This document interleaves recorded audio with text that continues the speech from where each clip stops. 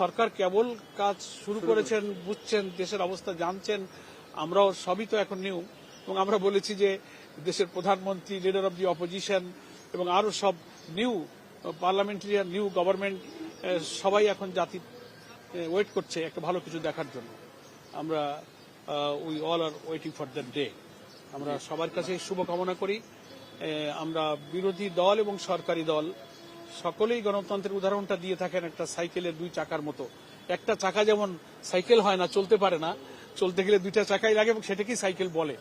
তো আমরা মনে করি গণতান্ত্রিক সিস্টেমে সরকারের বিরোধী দল এবং সরকারের দলের মধ্যে সুন্দর সমন্বয়, সংহতি দিয়েই এই দেশটাকে আমরা হয়তো ভালো দিকে নিয়ে যেতে পারবো। জুলাই চার্টারের যে অনুমতি, যেটা আইনগত ভিত্তির একটা পর্যায়ে তো বাকি রয়েছে সংসদে, এটা হলে পরে জুলাই চার্টারে যে সমস্ত সম্পৃক্ত এবং সংযুক্ত বিষয়গুলো আছে, ডেপুটি স্পিকারের সঙ্গে আরো অনেক দ্বিকক্ষ বিশিষ্ট পার্লামেন্ট সহ আরো অনেক বিষয় আছে, সেটা আরো পরে বলা যাবে। এক্ষুনি এটা আলোচনায় আসে না।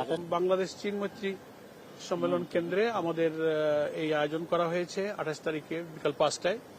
উনি দাওয়াত খুব আন্তরিকতার সাথেই কবুল করেছেন এবং আমাদেরকে যাবেন বলে আশ্বস্ত করেছেন। এবং আমাদের আমির জামাত টেলিফোনে আলাপের সময় সপরিবারে ওনার সম্মানিত স্ত্রী এবং জাইমা সহ সব পরিবারকেই উনি আমন্ত্রিত হিসেবে উনি যাওয়ার জন্য অনুরোধ করেছেন। এইটুকু উনি বলেছেন যে 12 তারিখে সংসদ হবে এবং সংসদেই আমরা রাজনীতির সবকিছু আলোচনা করবো, এটাই বেটার হবে আমাদের জন্য।